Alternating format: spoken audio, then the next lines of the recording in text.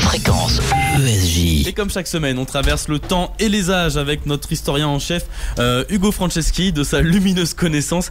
Il va nous éclairer, il va éclairer pour nous l'histoire en tout cas du 6 février. Bonsoir Hugo Franceschi. Bonsoir aux écoutiteurs, bonsoir aux écoutitrices et bonsoir Lucas Pote. Avec Marty, en ces temps troubles, on est venu pour parler de bonheur, de joie et d'allégresse. Et je dois bien avouer qu'on a eu quand même un peu peur de pas pouvoir le faire, parce qu'en démarrant la DeLorean, on s'est retrouvé au milieu d'une manif face à une joyeuse bande de Robocop qui jouait au ball-trap avec des manifestants décorés de fleurs de lys et de croix celtiques. Ça a été quand même. Oui, ça a été.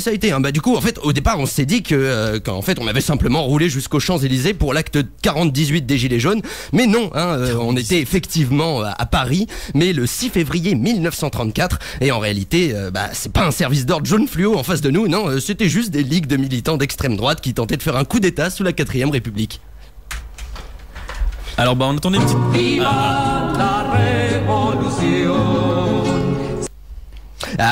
Il faut quand même le reconnaître. Moi je dis quand même bravo les gens de ce parti-là, quand même, parce que faut quand même le reconnaître pour eux. Ils ont réussi à pousser le gouvernement à la démission. Cela dit, en France à l'époque, la vie politique était à peu près aussi instable que celle de Manuel Valls. Du coup, c'est pas non plus un exploit, d'autant que ces royalistes vont se faire marave assez rapidement. Il y aura 14 morts et des dizaines de blessés. Oui, parce qu'avant les CRS utilisaient des FDP-40 qui tiraient donc des balles en plomb. La seule différence, ça c'est pas un jeu de mots. Non, absolument pas. Non, c'est vraiment purement historique. Des FDP-40 pour tirer des balles en plomb. Alors la seule différence, c'est que au lieu de te crever un œil, ça te ferme les deux d'un coup. Puis en plus, c'est pratique parce que tu peux viser n'importe où sur le corps, ça marche quand même. Mais bon, il faut bien admettre que c'est bête de mourir pour un roi qui a plus vraiment la tête sur les épaules. Et en plus, mauvais timing. S'il l'avait fait seulement 6 ans plus tard, leur révolution, je suis sûr que ce serait passé crème. À la boulette. Ah oui, j'ai fait la boulette. Ça c'était le dîner de con. Oui, tout à fait. Alors c'est sûr, quand on s'est retrouvé face à cette situation, immédiatement Marty a passé la 2e pour qu'on se tire de cette période plutôt pas très chouette.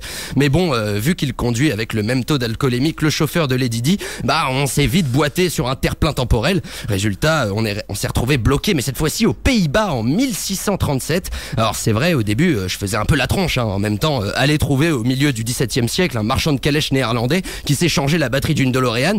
Moi je vous le dis, petit indice, il y en a pas beaucoup.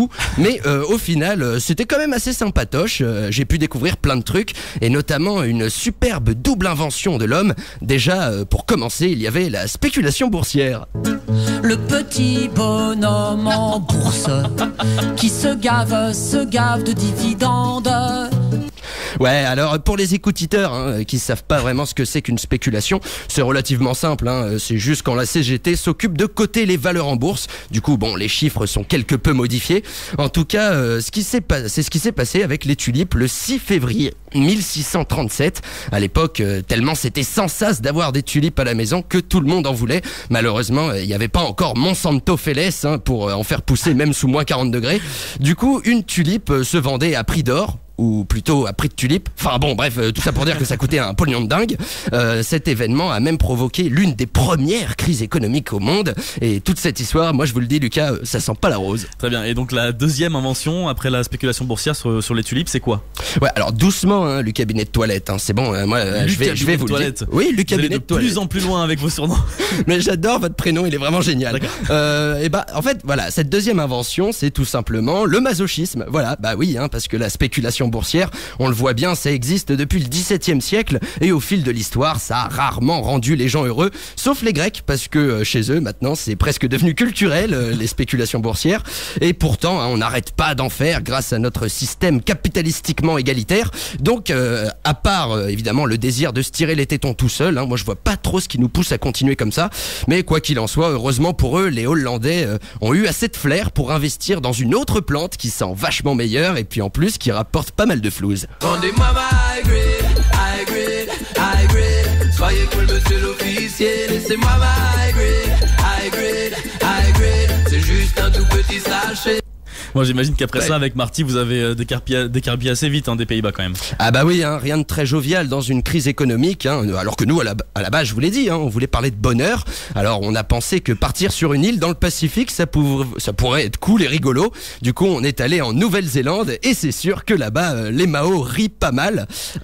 Du moins, ils riaient, oui. parce que après l'arrivée des Britanniques, le 6 février 1840, les Maos pleurent cette fois-ci.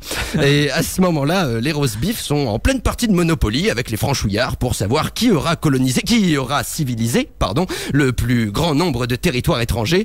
Alors les deux veulent absolument la Nouvelle-Zélande, mais bon, le problème c'est que les British vont tomber sur le parc gratuit avant les frogs. Alors après, les Maoris, on s'en fout, c'est qu'une bande d'aborigènes qui se torchent les fesses dans un ruisseau. C'est pas ça qui va effrayer les soldats de la reine. Enfin si, justement, parce que les Maoris en fait vont mettre un petit peu les chocottes au roast beef. Je sais pas si vous voyez les All Blacks quand ils font leur haka, kamaté, tout ça là. L'équipe de rugby de la Nouvelle-Zélande. Voilà, tout à fait. Là, les Maoris ils faisaient exactement pareil, sauf qu'au lieu d'avoir un ballon en forme de testicule dans les mains, ils avaient des lancers, des hachoirs. Donc autant dire que les buveuses de thé vont s'empresser d'accorder les mêmes droits aux Maoris. D'ailleurs, ils vont même leur accorder plus que ça, puisqu'en 1893, les British autorisent les femmes Maoris à voter librement, alors que les Britanniquoises, elles, n'obtiendront ce droit qu'en 1918. Voilà, donc on distingue déjà les prémices de la fin de l'ère Weinstein. Bravo Hugo, voilà un beau message de liberté en tout cas, aussi bien pour les peuples opprimés que pour les femmes. Ouais, alors les peuples opprimés, moi je suis pour, j'ai rien contre, c'est génial. Vous êtes pour les peuples opprimés? Je suis pour, un beau message pour eux, tu vois. Mais oui. bon, après, le vote pour les femmes, moi j'appelle pas ça vraiment le bonheur. Non, la véritable paix, moi je suis désolé, mais on la trouve en 1945. Alors non, ce n'est pas en Europe qu'elle se trouve cette paix, mais bien en Jamaïque. Et je parle évidemment donc de la naissance du plus grand homme politique, du plus grand chanteur, du plus grand prophète de notre histoire, Robert Nesta Marley, alias Bob Marley, né le 6 février 1945. Alors sur ce, mon petit Lucky Pouille, je vous laisse, je vais direct le rejoindre dans la DeLorean parce qu'on a une partie de jamming à finir.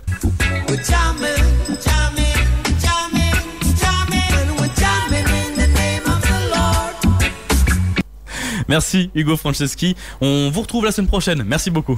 Fréquence ESJ.